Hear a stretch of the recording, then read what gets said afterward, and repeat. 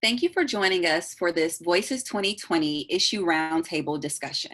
I'm joined today by an incredible group of leaders working diligently to shift the trajectory for women and girls across the state.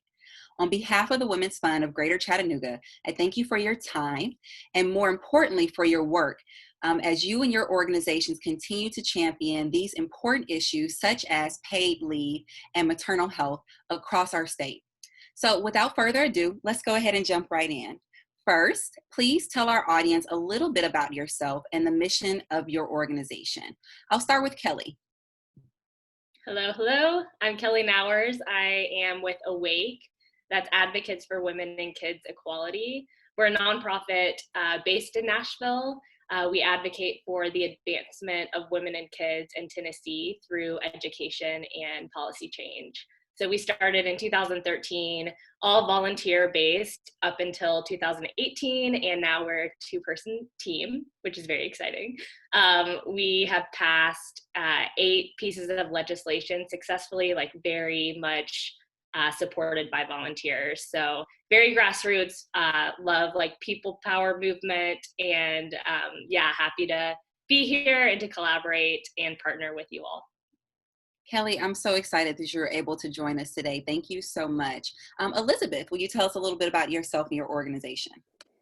Yes, hi, Elizabeth Gedmark. I am Vice President at A Better Balance, and we are a national advocacy organization advancing justice for workers so they can care for themselves and their loved ones without risking their economic security. And I am based here in Nashville, where our regional Southern office is headquartered. And A Better Balance, I'm really excited about this conversation. We have had paid leave as one of our core issues since our founding 15 years ago. And here in Tennessee for the last 7 years, it's a long time coming. So thank you so much for having me. Elizabeth, it's such an honor to share space with you. Thank you so much for joining us today. Tamara, will you tell us a little bit about yourself and your organization? Hello, I'm Tamara Curran, and I'm the Director of Maternal Child Health and Government Affairs at the March of Dimes here in Tennessee. And for those who are not familiar with the March of Dimes, we were founded over 80 years ago in 1938 to find a cure for polio. And after accomplishing that mission, needing to shift our focus, moving into birth defects prevention, folic acid intake education, and presently still looking at the needs of women and children and promoting pregnancy health before, during, and between pregnancies. We focus our attention on a multifaceted approach, which includes education, community support for families who may not have positive outcomes or the outcomes that they've expected from their pregnancies, as well as advocacy efforts. Pleasure to be here today with you all to talk about these important topics. Thank you so much, Tamara. Such important work. We really appreciate, especially the historical context and rooting in the work that your organization is doing. Kristen, it's so good to see you. Will you tell us a little bit about yourself and the important work that you're doing? Hi, Erica. It is very great to be here today. My name is Kristen Mejia, and I'm the founder, CEO, and president of Homeland Heart Birth and Wellness Collective. We are based in Nashville, Tennessee, and we are a community-based doula organization, also housing Black birth workers that may specialize also in metaphysical healing or even spiritual healing for our moms. But our operation is to be able to supply Black families with free doulas or low-cost doulas. Statistics have shown that doulas have the ability to reduce the incidence of non-necessary medical interventions, including inductions and then leading on to C-sections. And we are wanting to reduce the rate of those incidences in Black women, and then also hoping to be able to nourish families and moms on front ends to be able to bond much better with the baby on the back end, and hope that we are able to see baby's first birthday. Kristen, I'm so glad you're able to join us today. Such important work with such a hyper focus that's really important when we think about moving Tennessee from 49 to 1 for all women, right? Like that matters. So I want to thank each of you for joining me today. It's truly an honor to share space with you. We just heard remarks from the incredible C. Nicole Mason, who put many of these pertinent issues that your organizations are seeking to impact in perspective for us from a national lens. So I want to take some time today to dive just a little deeper and explore the embodiment of these challenges here locally. So I'm going to start with Kelly and Elizabeth. And my question to you is, what are the negative impacts that face women specifically because of the absence of paid leave policies in Tennessee? And how do these negative consequences spread throughout their communities and families? We'll start with Kelly.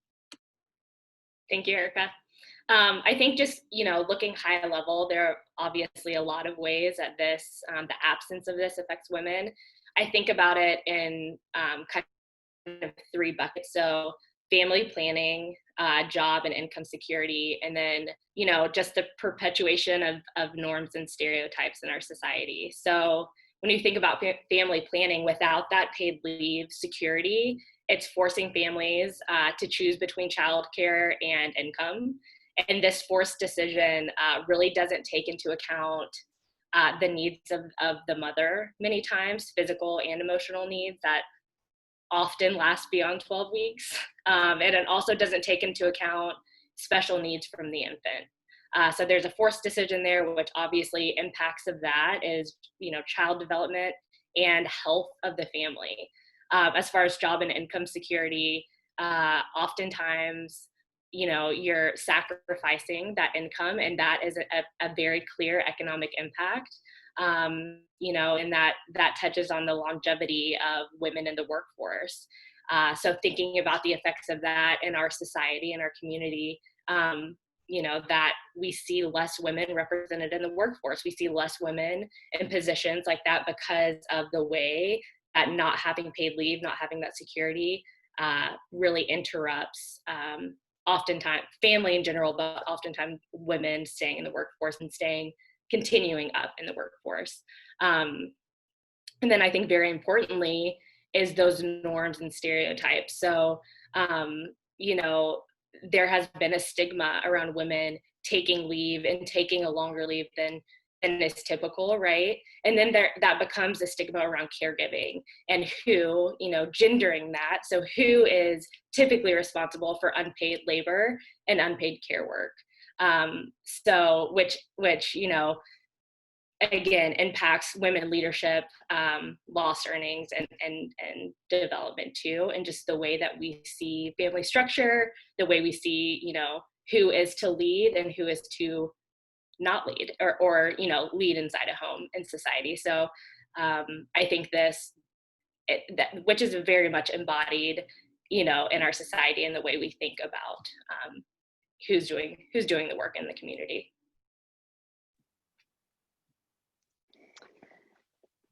Yeah, I definitely agree with the economic impact, and that is absolutely what we see.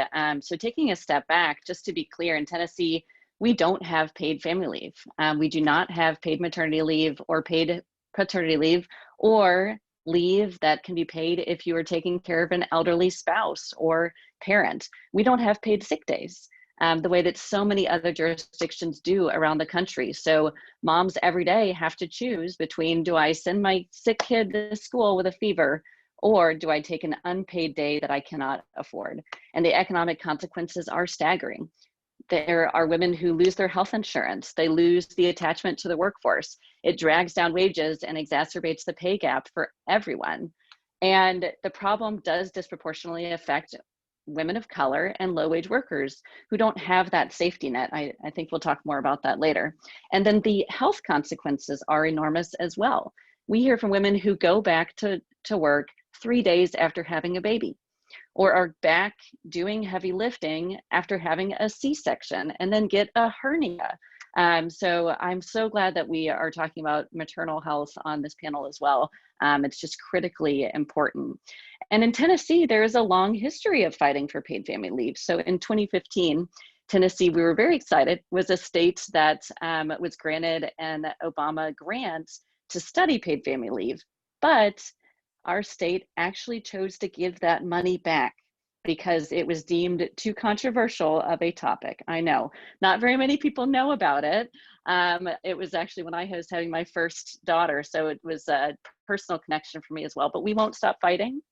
We have wonderful partners, just like the Women's Fund for Greater Chattanooga, who's been working with us on a public sector Tennessee policy that would provide, at least for those state employees, some paid family leave. And again, that's gender neutral, going to the point about stereotypes, that it's for women and men, which is critically important. And I think that we'll be able to really have some wins in 2021. Elizabeth, you brought up a really good point that I want us to dive a little bit deeper, and specifically naming those disenfranchised populations, subpopulations, when we're thinking about all women. And you named explicitly low-wage workers and women of color. Can you color for us, bring to light exactly what that looks like across our state, and what are some of the specific concerns for those subpopulations? Absolutely. So Better Balance has a free and confidential legal helpline. So we are hearing from these women across the state every day. And it's not the lawyers and the high earning professional women who are really struggling. It's the workers who might be a cashier or are doing administrative work. And it's those individuals who, if you look at the pay gap, for example, there's a very large pay gap between men and women, but you have to look at race as well. This is a racial justice aspect. Black women are still paid so much less than white men. And the reasons for that are because of systemic racism and so many barriers that are challenges that we really need to break down. We have to break it down. We're holding way too many women back in our state.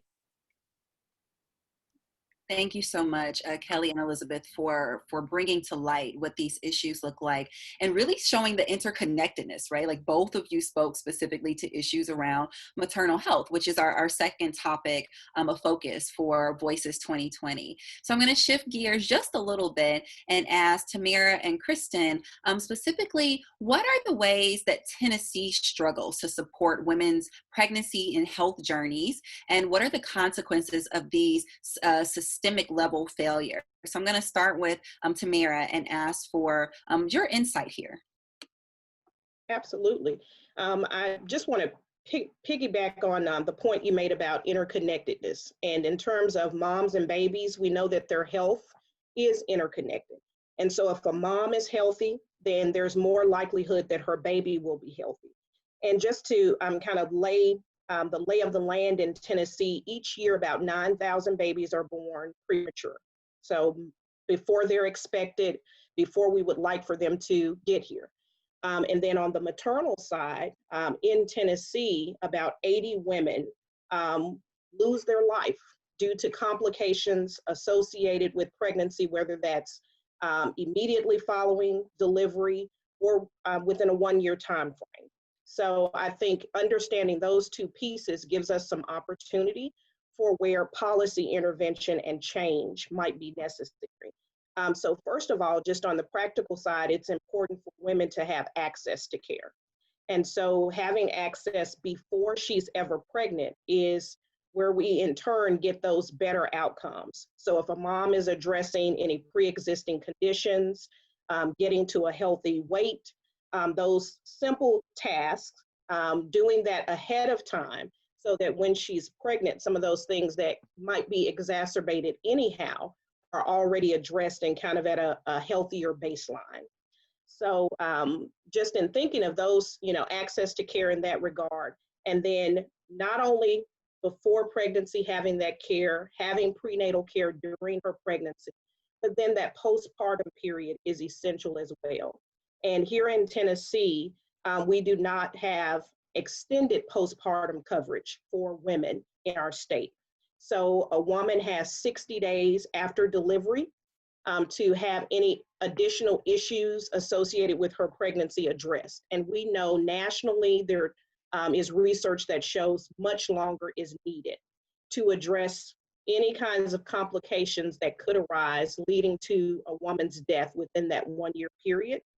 We also know in Tennessee that substance use plays a huge role, and that 1-year time frame is an opportunity to address any of those issues that could potentially lead to a mom's death as well. So I think supporting policies in that regard, and then additionally supporting innovative models of care are things that we could change. So beyond the traditional setting of, doctor-patient type of interaction, there are models such as group prenatal care, where women can receive their medical care, meet with women who are along the same length of pregnancy, and also develop some social support from those women in those groups who are from similar backgrounds, maybe from the same neighborhood, depending on how those groups are set up. And those types of models can really change those numbers that I mentioned earlier in terms of babies born preterm, and then unfortunately mothers who lose their lives within that 1-year time frame after pregnancy.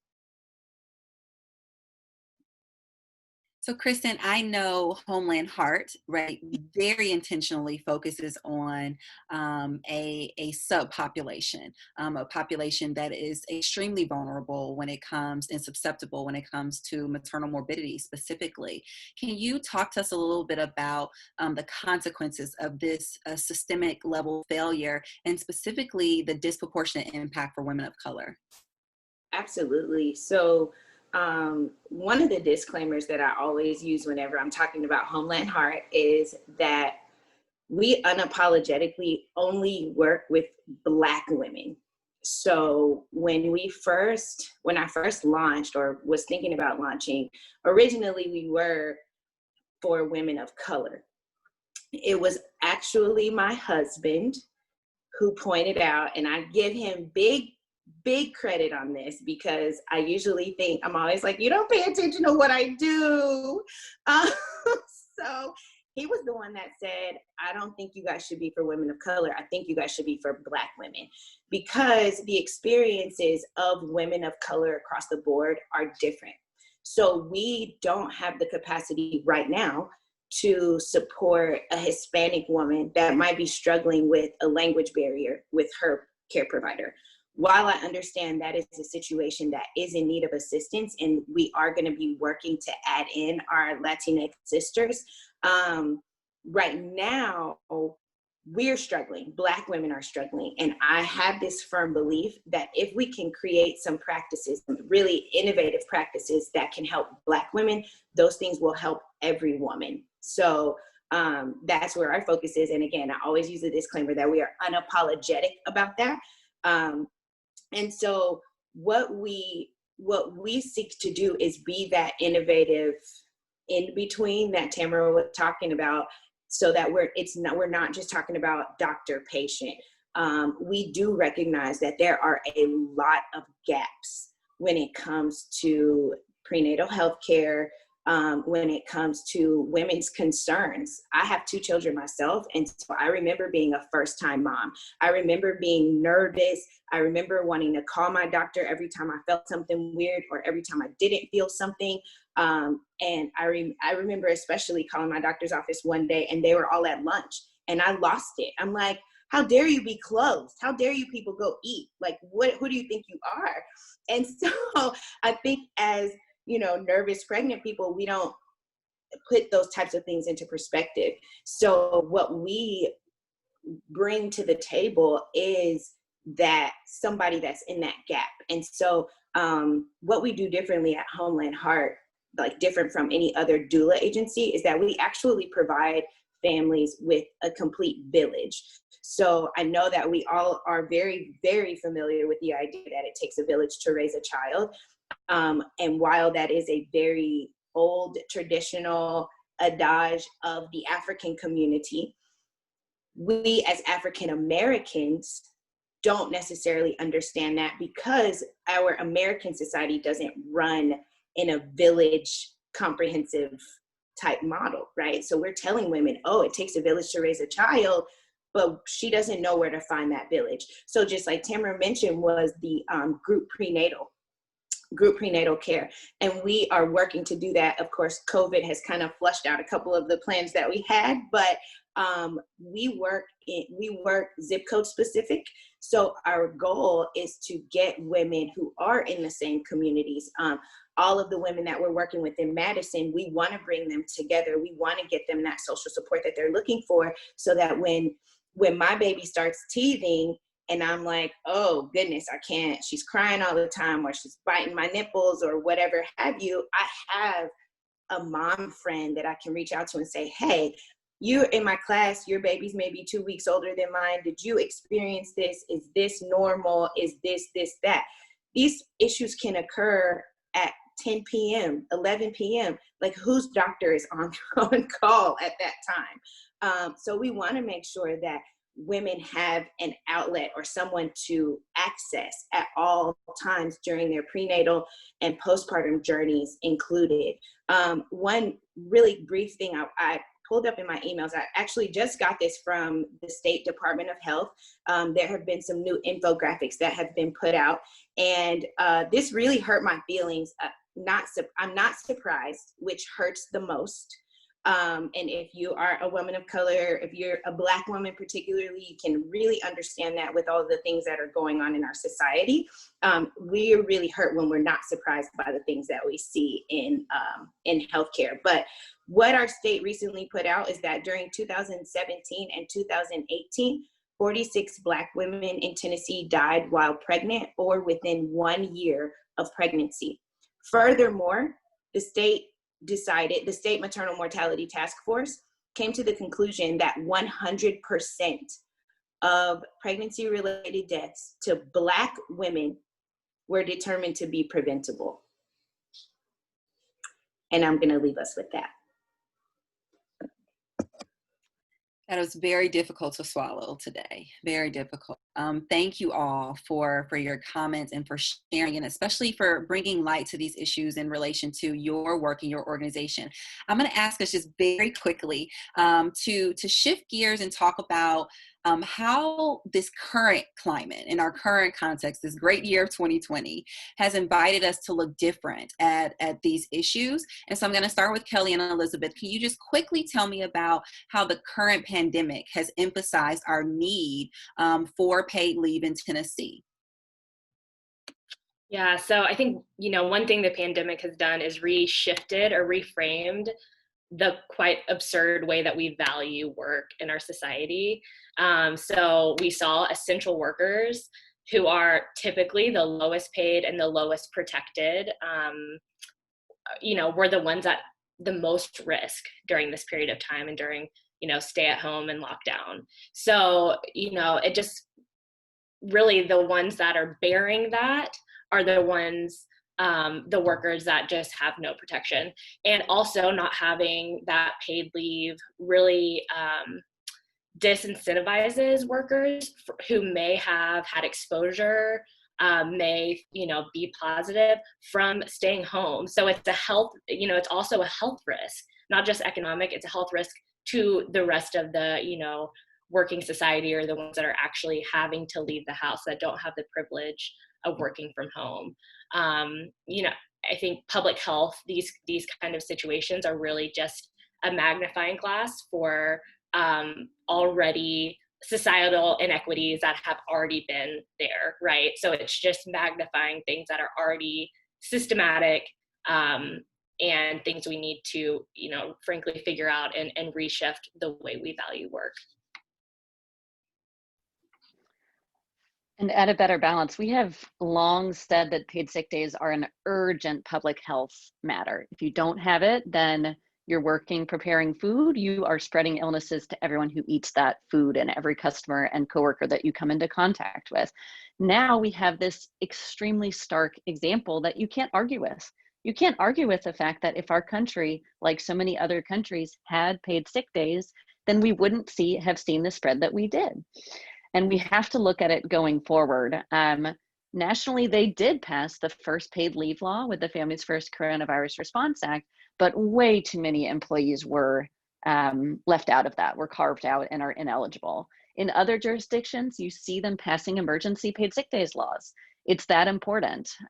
So this is really a galvanizing moment for us to illustrate how important not just paid sick days, but also paid family leave, because how many moms have saved their sick days to use when they have a kid? We can't have that anymore.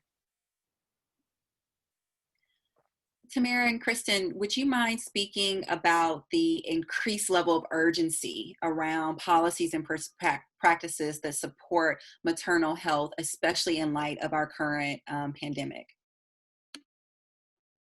Well, I'll say in terms of the COVID-19 pandemic and pregnancy, there's still a lot that's unknown about the impact of this virus on pregnancy. And so it just raises the question of comparing the other respiratory illnesses where pregnant women may be at increased risk of some complications.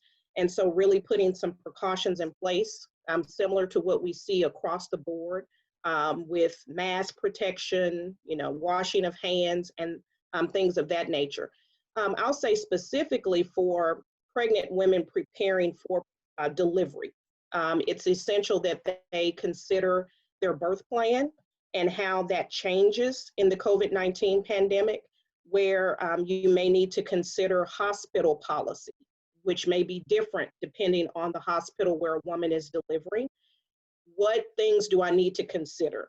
Am I allowed to bring a support person with me, whether that be a family member, whether that be a doula, as Kristen talked about, or if not, can I have virtual support? And what does that look like? If I want to breastfeed, what's your hospital recommendation on starting to breastfeed after delivery? So really considering those things ahead of time are really essential. And I think that just ensuring that women of all economic levels, just kind of going back to the paid family leave piece, that it's important for pregnant women specifically in terms of being high risk, essentially because of the possibility of a virus like this and the impact on pregnancy. Just really having that in place so that women can be as healthy as possible and alleviate some of that poverty and strain and stress that could come along with that if those assurances are not in place. So one of the things that we are doing, another one of the things that we're doing over at Homeland Heart with regards to the COVID-19 pandemic is we've actually just finalized the conversation that we've been having on our executive board about creating a fund that will assist Black women in the ability to afford home birth. Several of us, including myself, have recently began our journey to midwifery. And so I myself am studying to become a certified professional midwife, which practices in the home setting. And then 2 of our other executive board members are in a certified nurse midwifery program here locally. And so what we are hoping to be able to do is kind of pull more eligible, qualified Black women out of the hospital setting and help them stay at home. What we recognize with that is that one of the largest barriers is that currently we only know of one insurance company that 100% covers home birth. Otherwise, you're looking at about a $5,000 bill. So we are hoping to be able to come in and really help alleviate some of that burden. And what we hope to do with that is to alleviate some of the stress that we know Black women are experiencing the moment they pee on a stick and get a plus. It's a different feeling to find out that you're pregnant when you're a Black woman. And I can imagine that it's a really harsh feeling to experience when you're a Black woman pregnant in the middle of a pandemic. We have done a lot of hard work with the hospitals locally to make sure that we are allowed support people. I hate using the word allowed when we're talking about women and childbirth, but that's a different conversation. So we have done the work to make sure that we are allowed in the hospitals as support people for our clients. And then what we are moving into is advocacy, some advocacy work. A lot of the things that I've been studying with regard to community-based doulas and community health workers, really, I think there are some solid models around the nation for insurance companies coming in to help reimburse community health workers and community-based doulas. I know that Tennessee and one other state, I believe that state might be Ohio or Arkansas, one of the two. There are only 2 states in the entire nation that don't recognize community health workers. Not surprised by this one, but so yeah, we are now moving in. We have an advocacy group and kind of trying to work with Healthy and Free Tennessee to really get some advocacy going and get us covered and more well respected as an interim alternative between appointments, and then even for these 6-week follow-ups. I know that the numbers for Black women and their return to the doctor for their postpartum visits are extremely low. The likelihood that Black women may be diagnosed with gestational diabetes during pregnancy is pretty high, and then the likelihood that they end up with type 2 diabetes in the future is very high. And so we want to be able to get in between those 6 weeks, between the time that you're seeing your doctor, to say, hey, are you managing these things the way you should be? And I think that if we could get some type of buy-in from OBs and, from the modern medical world, like maybe we have some supervising OB that allows us to help with the telehealth appointments or something like that, is really what we're looking to move into, and really to help women be a little bit more comfortable with someone that they feel familiar with. Wow, so much to take in, and we've learned so much during our time together. I always like to end on a high note. There's lots of information that felt so heavy, lots of ways in which you all should celebrate the success of your organization. But one quick, super fast lightning round for you. What's one thing that gives you hope? I'll start with Kelly. Black women's leadership is giving me hope.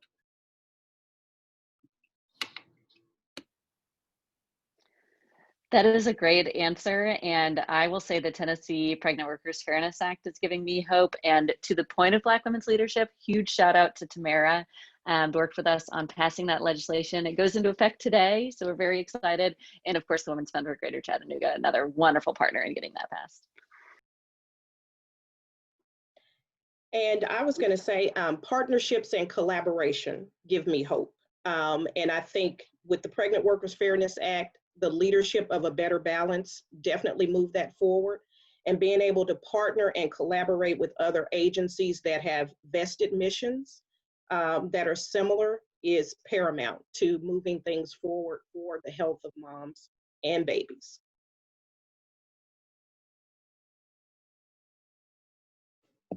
Okay, I'm gonna have a really weird answer, but I'm gonna say that the pandemic is giving me hope. I think that when we were first introduced to Miss or Mr. Coronavirus, we had a lot to think about. There was a lot on everyone's plates. We were concerned about how we were going to make the shift. But I am the type of person who likes to pride myself on seeing sunshine in the rain, because sunshine is my absolute favorite and I hate the rain. So what I saw was the ability, if we as a society should choose to accept this mission, it is the ability, really, like Kelly said, to reformat and really rethink the things that we are doing in our society. And have they been helpful all these years? Have these things been things that have been working for us? Or have we just kind of been lazy and said, oh, well, it's working so far, so let's keep it going? I think the biggest shift that we've seen in all of this with regard to maternal health is telehealth. And I don't think telehealth is going anywhere. And I'm really sad that we hadn't introduced telehealth in a more impactful way before. And so I have a lot of hope for the future that the pandemic will bring with regard to access to healthcare, accessibility. I mean, we at Homeland Heart have a budget for Uber rides for our families. But what happens if we don't need Uber rides because telehealth is a thing, right? So that's where I am with my hope. Wow, so much to celebrate, but so far to go. Kelly, Elizabeth, Tamara, and Kristen, thank you so much for your unwavering commitment to women and girls. For our listeners, thank you so much for sitting in on our Voices 2020 Issues Roundtable. I urge you to support our partners at Awake, A Better Balance, March of Dimes, and Homeland Heart, as they walk hand in hand with the Women's Fund of Greater Chattanooga to move Tennessee from 49 to 1 for every woman and every girl.